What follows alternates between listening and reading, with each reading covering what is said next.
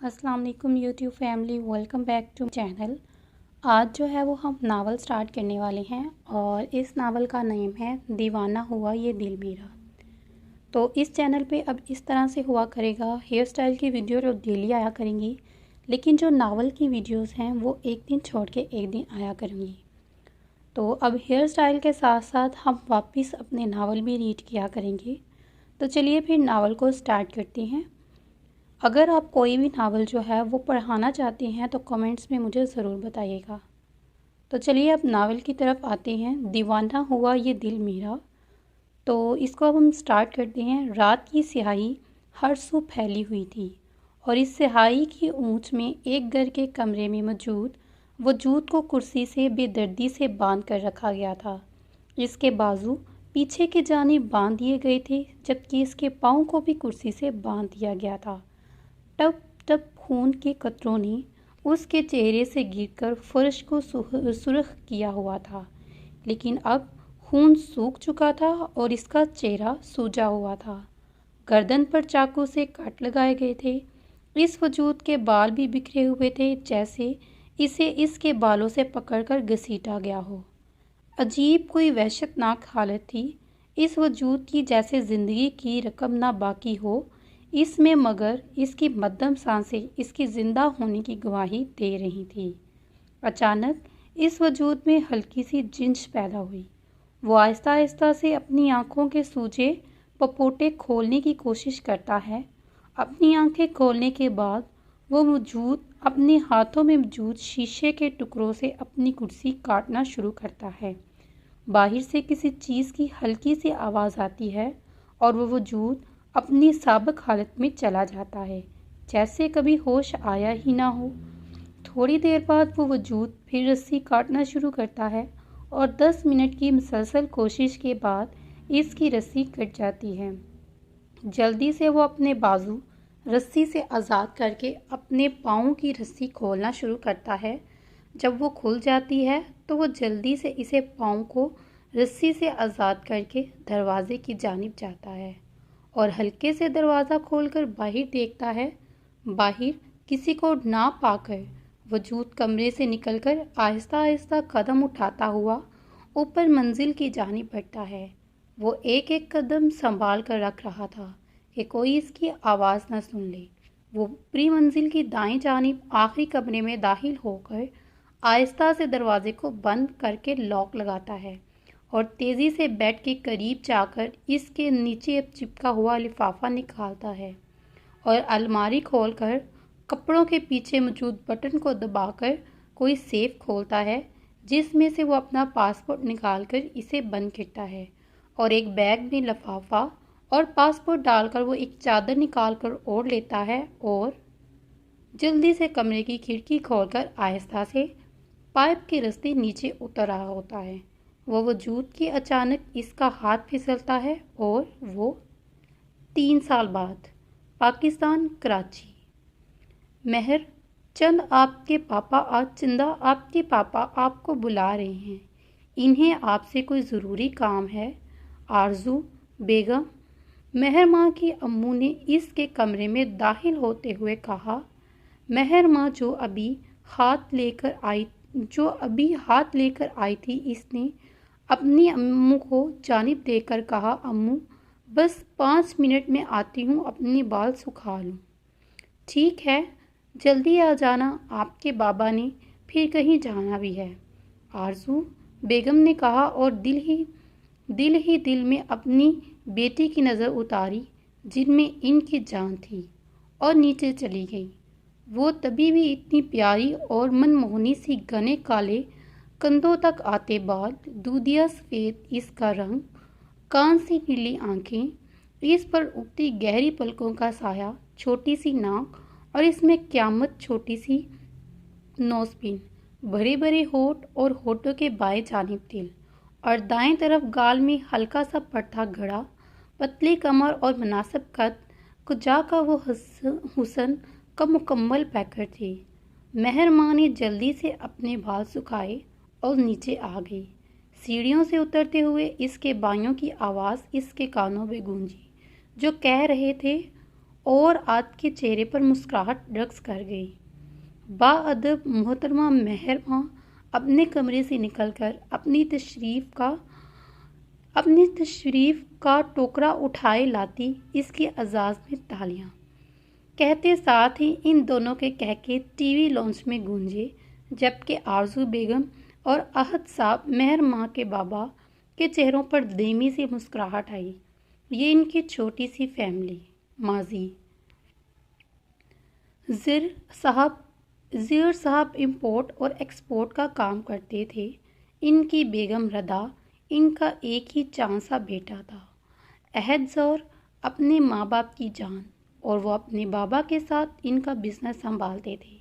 احد کی شادی اس کی پسند سے زیورار صاحب کے دوست کی بیٹی آرزو بیگم سے کی گئی، جو خود اپنے والدین کی اکلوتی جان تھی۔ اللہ نے ان کی شادی کے 2 سال بعد انہیں ایک چاند سی بیٹی دی، جو زیادہ دیر تک زندہ نہ بچ سکی۔ اپنی اولاد کے غم میں وہ دونوں نڈال سے ہو گئی۔ یہ دکھ کم نہ تھا کہ 3 ماہ بعد ردا بیگم بھی چل بسی۔ یہ وقت ان کے لیے مشکل تھا، لیکن انہوں نے صبر کا دامن نہ چھوڑا۔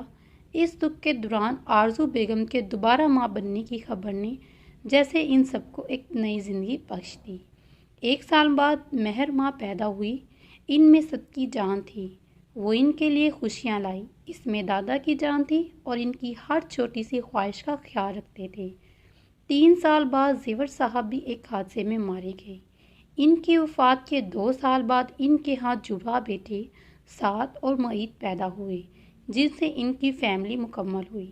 حال آج کل مہر با کے رزلٹ کا انتظار کر رہی تھی، اور سعد اور معید 8ویں جماعت میں تھے، جبکہ مہر با 12ویں میں۔ بابا، آپ نے مجھے بلایا تھا، کوئی ضروری کام؟ مہرو نے ان کے پاس بیٹھتے ہوئے کہا۔ مجھے آپ سب سے ایک ضروری بات کرنی ہے۔ امید ہے آپ لوگوں کو کوئی اختلافات نہیں ہوگا۔ احد صاحب نے مہرو کی طرف دیکھتے ہوئے کہا۔ ان کے لہجے کی سنجیدگی سے سب کو کچھ غلط ہونے کا احساس ہوا۔ میں چاہتا ہوں کہ ان کی اگلی بات نے وہاں موجود ہر شخص کو ساکت کر دیا۔ اٹلی روم بلیک روز مینشن، سر مینشن پر حملہ ہوا ہے۔ رمیش نے اسٹڈی روم میں داخل ہوتے ہوئے کہا۔ زمخام، جو کانفرنس کال پر تھا، اس کی بات سن کر اس نے سر ہلایا۔ ہم دوبارہ یہ ڈیل کریں گے، مجھے ایک ضروری کام ہے، گڈ بائے جینٹل مین۔ زمام نے کہتے ہی لیپ ٹاپ بند کر دیا اور اپنے ٹیبل کے نیچے سے ایکسٹرا گن نکالی اور اپنے کوٹ کے اندر رکھ کر تیزی سے باہر کی جانب نکلا۔ کس طرف سے حملہ ہوا ہے رامیش؟ زمخان نے اپنے سیکنڈ آن کمانڈر ریماش سے پوچھا، جو ان کے ساتھ ہی باہر جا رہا تھا۔ سر، فرنٹ سائڈ سے حملہ ہوا ہے، اس نے اپنے ارد گرد دیکھتے ہوئے تیزی سے جواب دیا۔ کتنے لوگ ہیں تمہارے مطابق؟ زمخام نے اپنی گن کو چیک کرتے ہوئے پوچھا۔ سر، 200 کے قریب، رامیش نے جواب دیا۔ وہ لوگ راہداری عبور کر کے باہر کی جانب جا رہے تھے کہ اچانک سے ان کے پیچھے سے 2 آدمیوں نے حملہ کیا، ان پر گولی چلانی شروع کر دی اور وہ لوگ جلدی سے پلڑوں کی اونٹ میں ہو گئے۔ ایک گولی رامیش کے کندھے کو چیرتے ہوئے گزری۔ اس نے پلڑ کی اونٹ میں رکھتے ہوئے ایک آدمی پر گولی چلائی، جو اس کی ٹانگ پر لگی اور وہ نیچے گر گیا۔ زمخام نے اس کے تیزی سے دل پر گولی ماری اور اس کے ساتھی پر نشانہ لیا۔ پہلا نشانہ اس کی گردن سے ہلکا سا چھوتا ہوا گزرا۔ اس آدمی نے جلدی سے دیوار کے پیچھے ہو کر اپنی گردن پر ہاتھ رکھا۔ جب اس نے دوبارہ رامیش پر گولی چلانی چاہی تو زمخان نے اس کے سر میں سیدھی گولی مار دی۔ ابھی وہ راہداری سے جلدی سے نکل کر جانے ہی لگا تھا کہ اسے رامیش کی آواز آئی۔ سر، میم آج اس گھر میں سو رہی ہیں، رامیش نے جلدی سے اسے کہا، اور وہ جو باہر جا رہا تھا اب جلدی سے اندر کی جانب جانے لگا۔ وہ ایک کوڈ تھا، جس کا مطلب ہے کہ میم آج اس گھر میں موجود ہیں۔ وہ تیزی سے بھاگتے ہوئے راہداری کے دائیں جانب مڑ کر دوسرے کمرے کی جانب بڑھنے لگا۔ وہ تیزی سے کمرے میں داخل ہو رہا تھا کہ کسی نے اس پر چاقو پر حملہ کیا۔ اس نے جلدی سے اس کے بازو کو پکڑا، مگر اس آدمی نے چاقو زمخان کی بائیں آنکھ پر مارا، جس سے اس کی آنکھ پر کٹ لگ گیا۔ زمخان نے اس کے پیٹ میں اپنی دائیں ٹانگ ماری اور اس کے چاقو والے ہاتھ کو دوسری طرف موڑ کر توڑ دیا۔ اپنے پینٹ سے گن نکال کر اس کی دائیں ٹانگ پر گولی مار دی، جس سے وہ سیدھا زمین پر گرا، اور پھر زمخان نے اس کے سر پر گن مار کر اسے بے ہوش کر دیا۔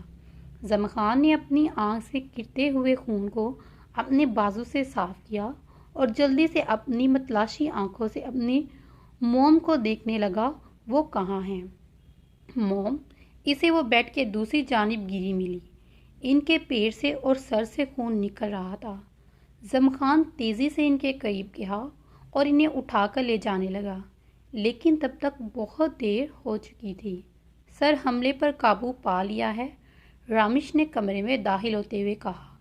رامیش، جو ابھی کمرے میں داخل ہوا تھا اور زمخان کو اسے بیٹھے دیکھ اس کے قریب آیا۔ سر، ہمیں انہیں ہاسپٹل لے کر جانا چاہیے۔ رامیش نے زمخان کو اس کی موم کے قریب بیٹھے دیکھا۔ سب کو بتا دو مسز شیزان نہیں رہی، زمخان نے بوجھل سی آنکھوں سے کہا۔ 1 گھنٹے بعد وہ ابھی اپنی موم کے کمرے سے نکل کر اپنے کمرے میں گیا۔ 30 منٹ کا شاور لینے کے بعد اپنے آپ کو شیشے میں دیکھ رہا تھا۔ اس نے اپنی آنکھ کے زخم کو دیکھا، جو اسے اب ہر روز اس کی موم کی اذیت یاد دلاتا تھا۔ اس نے دروازے سے فرسٹ ایڈ باکس نکالا۔ اپنا زخم صاف کرنے کے بعد باکس میں موجود سوئی میں دھاگا ڈال کر اپنا زخم سینے لگا۔ زخم سیتے ہوئے اس کے چہرے پر کوئی تاثرات نہیں تھی۔ اس نے اپنا زخم سینے کے بعد باکس کو واپس اس کی جگہ پر رکھ دیا۔ اسی وقت دروازے پر دستک ہوئی اور رامیش اندر آیا۔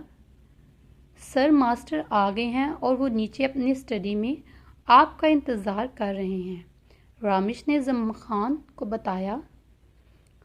میں آ رہا ہوں، اور تمہارے کندھے کا زخم کیسا ہے؟ زمخان نے جواب دینے کے ساتھ ہی اس کے زخم کے بارے میں پوچھا۔ جی سر، اب بہتر ہے، اس نے جواب دیا، اور جو لوگ بچ گئے تھے انہیں ٹارچر سیل بھیج دیا تم نے؟ زمخان نے اس سے ان لوگوں کے بارے میں پوچھا جنہوں نے حملہ کیا۔ جی سر، اور جو شخص کمرے میں تھا اسے اسپیشل سیل میں رکھا ہوا ہے، اور ہمارے 30 کے قریب آدمی زخمی ہوئے ہیں اور 10 موقع پر مارے گئے، اس نے مزید تفصیل بتائی۔ سر، زمخان نے سر ہلایا، جس کا مطلب صاف تھا کہ اب تم جا سکتے ہو۔ رامیش اس کا اشارہ سمجھتے ہوئے چلا گیا اور زمخان اپنی شرٹ پہن کر باہر کی جانب چلا گیا۔ 1 گھنٹے پہلے وہ جو دوسرے شہر سے میٹنگ اٹینڈ کر کے واپس آ رہا تھا، ابھی گاڑی میں ہی موجود تھا کہ اپنے مینشن جا رہا تھا۔ کالے رنگ کا مہنگا ارمانی کا سوٹ پہنے وہ شخص بیک سیٹ پر ٹیک لگا کر آنکھیں موندے بیٹھا تھا، اور گاڑی میں مکمل خاموشی تھی۔ اس خاموشی میں کسی کے کال نے ارتعاش پیدا کی۔ وہ آنکھیں موندے بیٹھا تھا، فوراً موبائل کی سکرین پر کالر کا دیکھا نام اور کال اٹینڈ کی۔ فون کی دوسری جانب سے رمیش کی آواز گاڑی کی خاموش فضا میں گونجی۔ ماسٹر، بلیک روز مینشن پر کچھ دیر پہلے حملہ ہوا ہے، اور اس حملے میں میم کو مار دیا گیا ہے۔ وہ جو بڑے آرام سے ان کی بات سن رہا تھا، جیسے کوئی معمولی بات ہو، اس کی آخری بات پر اس کا دل رکا۔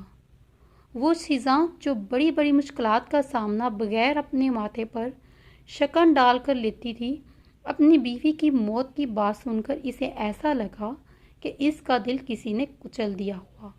ماسٹر، وہ جو اپنی ہی سوچوں میں گم تھا، فوراً خود کو کمپوز کر کے اسے کہا، میرے آنے سے پہلے وہ آدمی جس نے میری بیوی کو مارا ہے اسپیشل سیل میں ہوں، اور جو اس کے حملے کے پیچھے ہیں، اس کے بارے میں ساری معلومات تمہارے پاس موجود ہو۔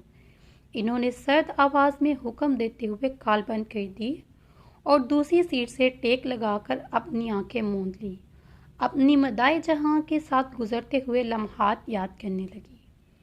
1 گھنٹے پہلے ہی 1 घंटे पहले ही रेसिंग ट्रैक रूम यहाँ हर तरफ मचल दिखाई दे रहा था। इसमें ज़्यादातर अमीरजादे ही थे जो अपनी कारों समेत रेसिंग ट्रैक पर मौजूद थे, और इनके इर्द गिर्द ग्रुप की सूरत में लड़के और लड़कियों का रश था। इस रेसिंग ट्रैक पर एक लड़का अपनी महंगी तरीन काली गाड़ी में बैठा सिगरेट के कश ले रहा था, और इसकी गाड़ी के करीब ही लड़के और लड़कियों का रश था। वो इन सब से बेनियाज अपनी गाड़ी में बैठा रेस शुरू होने का इंतज़ार कर रहा था, और जो कब से शुरू होने का नाम ही नहीं ले रही थी और अब उकताकर सिगरेट पी रहा था। इसने सिगरेट का आखिरी कश लिया और फेंक दी। साथ ही किसी की मांग से इसे आवाज़ आई जो रेस के शुरू होने का बता रही थी। आवाज़ के साथ ही रेसिंग ट्रैक खाली हो गया और साथ ही रेस शुरू। वो तेज़ी से अपनी गाड़ी को चला रहा था। इसके सामने एक नीले रंग की कार आई और वो मुसलसल इसके आगे आ रही थी और इसे आगे आने का मौका नहीं दे रही थी। इस लड़के ने अपनी कार इसकी कार में मार दी। वो शायद इसके लिए तैयार नहीं था, इसलिए इसकी गाड़ी को वो डबल क्रॉस कर गया। वो सबसे आगे था। रेस में से पूरा यकीन था कि वही जीतेगा, लेकिन वही नीली कार जो इसे आगे बढ़ने नहीं दे रही थी पीछे से टक्कर मारी और इससे आगे निकल गया। वो जो दोबारा नीली कार को पीछे छोड़ने की कोशिश कर रहा था कि अचानक इसका फ़ोन बजने लगा। इसने अपने कान में मौजूद ब्लूटूथ ऑन की। फ़ोन की दूसरी जानिब से जो कहा गया था इस बात की तवक्को ना थी, इसलिए अचानक इससे गाड़ी आउट ऑफ कंट्रोल हो गई और वो, मेहरू, मैं चाहता हूँ कि आप इटली से ग्रेजुएशन करें, आहद साहब ने सबकी तरफ एक नज़र देखते हुए कहा, और मुझे उम्मीद है कि तुम मना नहीं करोगी। आहद साहब बस जल्द से जल्द मारू को यहाँ से भेजना चाहते थे। इसकी बात सुनकर सब साकत रह गए, क्योंकि सब जानते थे कि इस घर में सबकी जान मेहरू में है। आप ये क्या कर रहे हैं? मैं बिल्कुल अपनी बेटी को कहीं नहीं भेजूंगी, सबसे पहले आरजू बेगम ने होश में आते हुए कहा। मैं चाहता हूँ मेहरू इस बात का फैसला खुद करे बेगम, और आपको लगता है कि मैं अपने जिगर गोशा के लिए कुछ गलत सोचूंगा? आहद साहब ने पहलू मेहरू माँ और फिर आरजू बेगम को देखते हुए कहा। मेहरू ने पहले अपने बाबा की तरफ देखा जिन्होंने ज़िंदगी में इनकी सब ख्वाहिशात पूरी की, और अब कुछ मांग रहे हैं तो क्या वो नहीं दे सकती? वो जानती थी कि अम्मू इसके इनकार की मुंतज़िर है। मेहरू ने अपने भाइयों की तरफ देखा जिसकी नज़रें सिर्फ इसी पर थीं। बाबा, आपने पहली बार कुछ मांगा है तो मैं ज़रूर जाऊंगी, मेहरू ने अपने बाबा को देखते हुए कहा, जबकि खुद पर वो अपनी अम्मू की मायूस नज़रें और भाइयों की उदास नज़रें महसूस कर सकती थी। बेगम, आप दुखी क्यों होती हैं? बल्कि आपको तो खुश होना चाहिए कि हमारी बेटी बाहर पढ़ने जाएगी। और मेहरू, आप तैयारी शुरू करो, अगले हफ्ते आप इटली जा रहे हो। आहद साहब ने पहले अपनी बेगम और फिर मेहरू की तरफ देखते हुए कहा। वो जानते थे कि इनकी बेटी जितनी मासूम दिखने में लगती है इतनी ही चालाक, निडर और होशियार है। वो किसी से घबराती नहीं है, तभी तो वो पुरस्कून थे कि वो खुद संभाल लेगी। मेहरू, जो इस ख्याल से खुश थी कि अभी 1-2 महीने बाद इटली जाएगी, तब तक अपनी अम्मू और भाइयों को राज़ी कर लेगी, अपने बाबा की आखिरी बात सुनकर खामोश हो गई। अभी वो खुद भी इनके साथ वक्त गुजारना चाहती थी, लेकिन इतनी जल्दी क्यों आहद? आरजू बेगम जो तब से खामोश थी बोल पड़ी। वो आगे ही मेहरू के फासले से राज़ी नहीं थी, और फिर इतनी जल्दी अपनी चंदा को दूर भेजना बहुत मुश्किल था। अरे भाई, आप लोग दुखी क्यों हो रहे हो? हम भी मेहरू के साथ 2 हफ्ते के लिए जा रहे हैं ताकि मेहरू वहाँ अच्छे से एडजस्ट हो जाए, इसलिए इसे जल्दी भेज रहा हूँ कि वहाँ रस्तों का और जगह का अच्छे से पता चल जाए। आहद साहब ने सबके दुखी चेहरों की तरफ देखते हुए कहा, याहू, हम भी इटली जा रहे हैं, आपके साथ और मुईद ने इसकी बात सुनकर खुशी से कहा। आरजू बेगम और मेहरू भी इनकी बात सुनकर पुरसुकून से मुस्कुराई। अब आप सब लोग तैयारी शुरू करो, आहद साहब ने उठते हुए कहा। गोअंदाज का तल्लुक पाकिस्तान से था الگ طریقے سے اٹلی میں پہلے ڈرگ سمگلنگ کا کام شروع کیا۔ پہلے ایک گینگ کے لیے کام کرتا تھا، پھر اس کے مخالف گینگ میں کام شروع کیا جس کا بوس زربکان تھا۔ اس کا تعلق انڈیا سے تھا۔ گونداز کو اس کی بیٹی سنوبر پسند کرتی تھی۔ سنوبر اس گینگ کی اکلوتی وارث تھی، لیکن وہ یہ گینگ چلانا نہیں چاہتی تھی۔ اس وجہ سے اس کے باپ نے اس کی شادی اس کی پسند سے اپنے خاص آدمی گونداز سے کر دی، کیونکہ وہ ایک قابل آدمی تھا۔ گونداز بھی سنوبر کو پسند کرتا تھا۔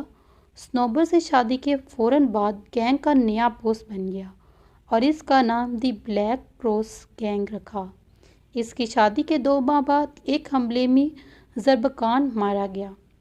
ان کے ہاں 3 سال کے بعد ایک بیٹا پیدا ہوا جس کا نام شیزیان رکھا گیا تھا۔ شیزیان ظالم اور پتھر دل تھا۔ ذہانت میں اپنے نانا زربکان پر گیا۔ ایک روز اس کے والدین کی کار میں دھماکہ کیا گیا اور وہ لوگ مر گئے، مگر شیزیان نے اس شخص کو اتنی بے رحمی سے قتل کیا کہ اس کے بعد کسی نے اس کے خلاف کوئی حملہ اور کوئی سازش کرنے کی کوشش نہیں کی، اور جو اس کے خلاف جاتا اس کا نام و نشان غائب ہو جاتا۔ ایک دن ایک پارٹی سے آتے ہوئے اس کی گاڑی کے سامنے ایک لڑکی بے ہوش ملی۔ وہ اسے اپنے ساتھ اپنی مینشن لے گیا۔ وہ دیکھنے میں بہت حسین تھی۔ وہ لڑکی پاکستان سے یہاں لائی گئی تھی۔ شیزیان نے اسے اپنے مینشن میں کام کرنے کی اجازت دی۔ آہستہ آہستہ شیزیان کو اس کی معصومیت سے محبت ہوگی اور اس نے اسے شادی کر لی۔ اس کا نام علیزے تھا۔ علیزے سے شادی کے بعد 1 سال بعد زمخان پیدا ہوا اور 3 سال بعد زنیق پیدا ہوا۔ علیزے کے ساتھ ہیومن ٹریفکنگ کا شکار ہونے والی لڑکی اسے سڑک کے کنارے زخمی حالت میں ملی۔ اس کا ایک بیٹا رامش بھی اس کے ساتھ تھا جو زمخان کا عمر کا تھا۔ وہ لڑکی زیادہ دیر زندہ نہ رہی۔ رامش کو 4 سال کا علیزے کے حوالے کر کے اس دنیا سے رخصت ہو گئی۔ شیزیان کو وہ ڈرا سہما معصوم سا بچہ بہت پیارا لگتا تھا۔ پھر اس طرح رامش شروع سے ہی اس فیملی کا حصہ بن گیا، مگر زمخان کی اور رامش کی دوستی بے مثال تھی۔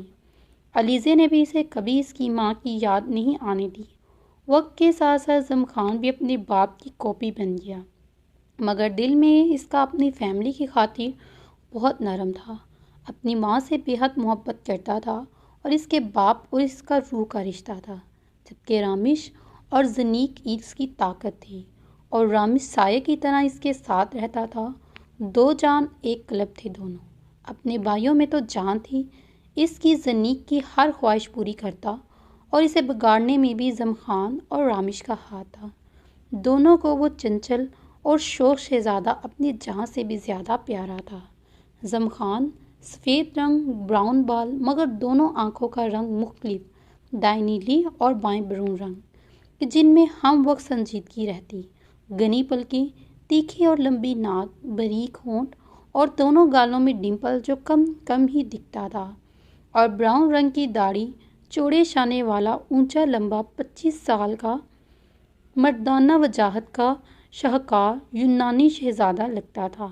رامش صاف رنگ، کالے بال، براؤن آنکھیں، لمبی ناک، برے ہونٹ، کالی داڑھی اور چوڑے شانے والا اونچا لمبا خوبصورت 25 سال کا مردانہ وجاہت کا خوبصورت شاہکار تھا۔ زنیق سفید رنگ، برے بال، گہری نیلی آنکھیں جن میں ہم وقت شوخی قائم رہتی، تیکھی اور لمبی ناک، باریک ہونٹ اور دونوں گالوں میں ڈمپل، ہلکے برے رنگ کی داڑھی، چوڑے شانے والا وہ اونچا لمبا 22 سال نٹکھٹ حسین شہزادہ تھا۔ زنیق جو ریس میں تھا اپنے موبائل پر رامش کی کال آتے ہی دیکھ فوراً اپنی بلوٹوتھ آن کر کے اٹھا۔ جی بھائی، زنیق نے کال اٹھاتے ہوئے کہا۔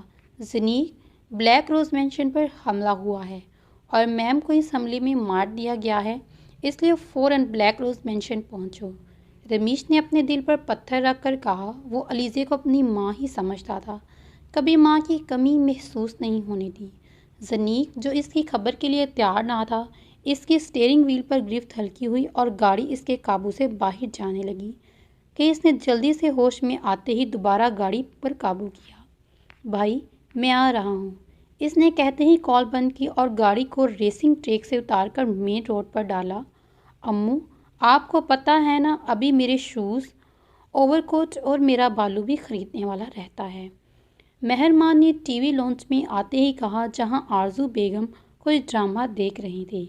اس کی بات سن کر آرزو بیگم نے فوراً ٹی وی بند کیا، اسے اپنے ساتھ بٹھایا اور کہا، چندہ آپ کو جو لینا ہے آپ اس کی ایک لسٹ بنا لو، اسی طرح آپ کو کچھ بھولے گا بھی نہیں، اور بالو جو آپ یہاں ہیں آپ وہی لے جاؤ، امو وہ یہاں آپ لوگوں کے ساتھ رہے گا، میں نیا لوں گی پلیز، اور میں نے کالے رنگ کا بالو لینا ہے۔ مہرو نے معصوم سا منہ بنایا، اس کو ایسا منہ بناتے دیکھ آرزو بیگم کو اس پر بے حد پیار آیا۔